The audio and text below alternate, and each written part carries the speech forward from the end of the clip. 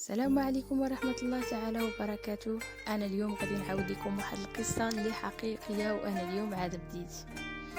القصة حقيقية، واللي كنطلب منكم هي تدعموني وديروا لايك واشتراك. وغادي نبدا القصة هي واحد الإنسانة كانت فقيرة، وكانوا عندها 5 الوليدات، وكان عندها واحد الراجل اللي معاق وفيه الهضره بزاف لواحد الدرجة كبيرة.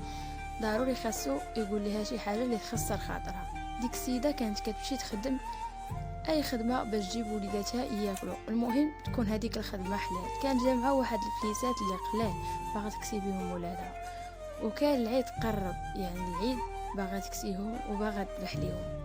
من بعد ما قرب العيد بزاف مشات عند صاحبتها وقالت لها واش ممكن تسلفيني. قالت لها صاحبتها وانا كنبغي نطلب منك نفس الطلب، انا ما عنديش باش نعيد لوليداتي.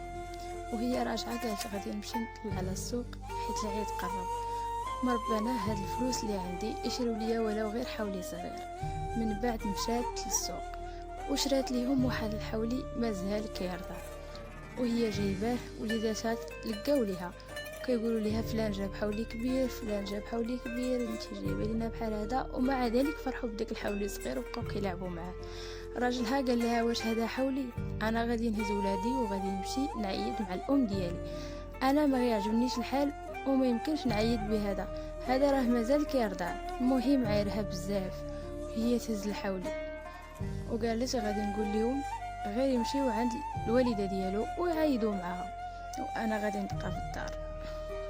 ومن بعد هزات الحولي وشدات واحد الطريق طويله، وهي تلاقى مع واحد السيده اللي كبيره بزاف في العمر. هي تقول لها واش ممكن تعاونيني ولو غير بشويه ديال الفلوس. هي تقول لها لا انا ما عنديش الفلوس، انا عندي غير هاد الحولي، خودي حيت انا ما عندي من ندير بيه، وراجلي ما عندوش، وراجلي معاق. عاودت لها القصه بلا ما تحس، وقالت لها بلا مشيت باش نسلف مع صاحبتي وحتى هي ما عندهاش. هي ديك السيده قالت لها واش ممكن توصليني لداري ودي لي هاد الحول اللي كنتي غادا بيه لولادك، ديه ليا للدار ديالي. قالت لها اكيد غنديه ليك. قالت لها انتي مرا ظريفه بزاف، عاطيني الحولي وباغا توصلي ليا لداري. قالت لها هذه حاجه ضروريه، والدينا علمونا نديروا الخير. مني وصلاتها لواحد الدار اللي كبيره بزاف. هي تقول لها واش هذه هي الدار ديالك؟ قالت لها قالت لها هذه هي المزرعه ديالي. قالت لها دخلي.